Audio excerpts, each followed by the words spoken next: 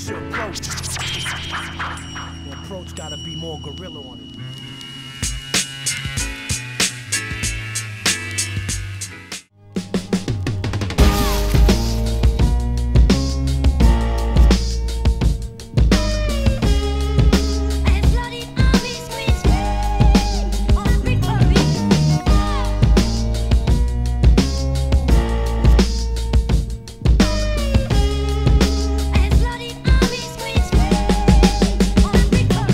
Tell you, it's funny is that my racist brother Winston is talking about. He said he's going to vote for Barack Obama, which kind of shocked me. All right, and I go, you know, he's black. He goes, oh yeah, I know he is. I believe in him. I think he's making a change, and I like his whole spirit. You know, at least he's honest. He says he might not be able to fix America, but he's pretty sure he can nigger rig it, and that shit is hilarious.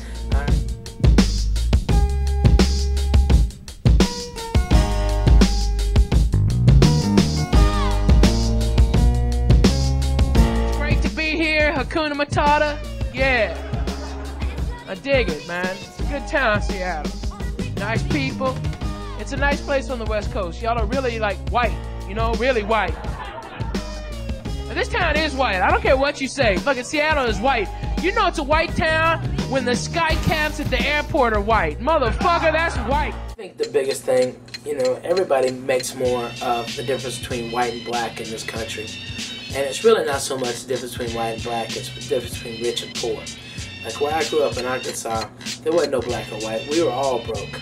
And when you have that and you know what it means to eat beans 5 days in a row and get some cornbread, and you know what it means to eat your cereal out of a Cool Whip bowl that's stained with chili or spaghetti sauce. Alright, and you know that the Kool-Aid that started off in the morning during the summer was red, was pink by the afternoon. Okay, and your mama telling you, no, it's pink lemonade. No, mama, you just added water to the Kool-Aid. We know what's up. Alright, because times are hard. When you have that type of empathy and with each other and you have that common bond, you tend to get it. But the black community was one of the first to allow me to perform. When I was in Houston, I was the white clubs didn't want me. I was a white trash kid from Arkansas, and I was honestly I was younger and I was funny, but I was a baby. You know, I was really young, and I went up at the hip hop comedy stop in Houston with Rashawn McDonald and Steve Harvey's room, and Danny Martinez at the Comedy Showcase let me go up. And that's where I cut my chops, was in those black rooms. I mean, I was there one time when Bushwick Bill from the Ghetto Boys came in and held a gun up on a comedian and said, "You're not funny, get the fuck off. Put the fat white boy back up."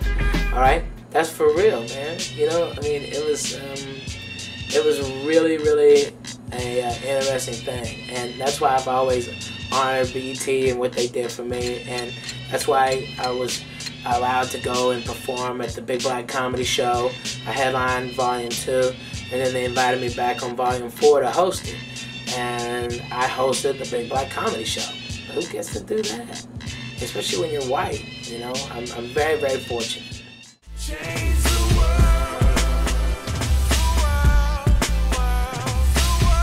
It is my distinct honor and privilege to introduce to you the next President of the United States, Barack Obama.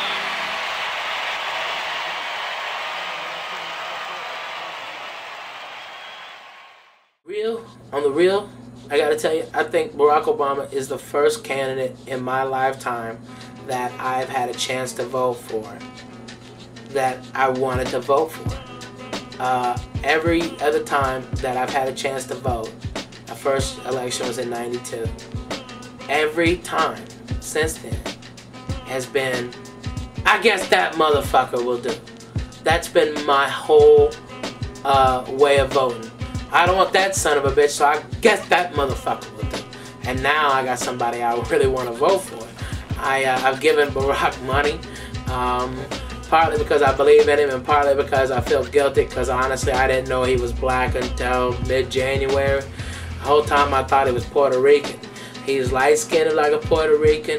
Obama kind of sound kind of Spanish, like, you know, como se llama Obama.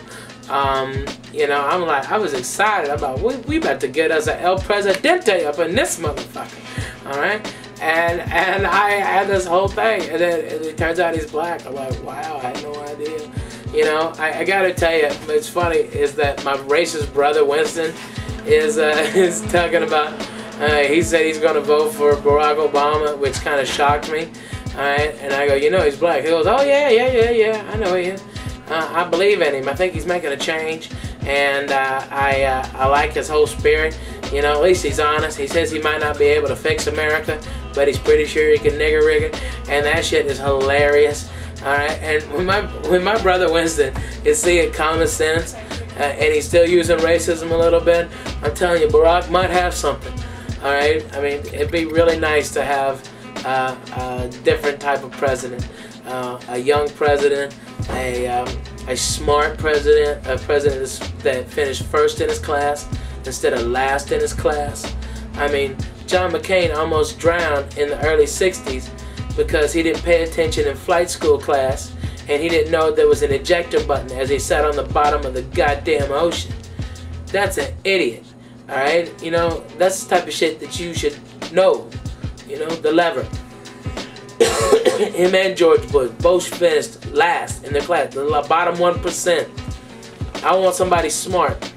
I want somebody up there who reads some books, alright, and gleans knowledge from others, alright, instead of being told what to do by the rich and powerful, or really giving a fuck if rich and powerful has more money, because that's all these Republicans seem to do, is make sure, you know, they're always bitching about the welfare for the poor and the hungry and the sick and the infirmed. They're bitching about that, how they want to cut that welfare. Let's cut these people need to get jobs. Alright, then let's cut corporate welfare. Let's stop bailing out goddamn airlines. Let's stop bailing out these horrible fucking corporations that don't do their fucking job and manage their books and lie and deceit. And let's hold these fucking white-collar criminals to half the fucking sentence that some motherfucker who's trying to make ends meet. He's got a baby at home, needs diapers, and he's selling a little crack rock for $5 fucking. He didn't steal millions from people, he didn't lie, but that goddamn guy gets a mandatory 10 years. These white motherfuckers who stole billions, crushed our economy, hurt people, put people out of their houses, alright? They get a slap on the wrist, and then they get bailed out by the government. That's corporate welfare, and I'm not for that. They told me not to make fun of the magician got ate up by the tiger. I'm sorry, it's fucking funny. What the fuck are you doing hanging out with a cat? Cats are vile creatures. When they're 8 pounds, they fucking hate you. If you own a cat, it fucking hates you. All you're there to do is feed it, scratch that place where its tail meets its ass, and clean out its shit box, okay? They fucking hate you. You'll be petting. This is the proof. They'll be petting. You think, oh, no, he loves me. Really? Keep on petting. He'll fucking turn and start bite your ass. They're fucking evil when they're 8 pounds. This is a 600 fucking pound tiger. Look here, dummy. That's a fucking... It's gonna get you. Good. That's what you get for making a proud fucking beast of the jungle and fucking putting it on a goddamn gay disco ball and having 2 fags poke it with a stick.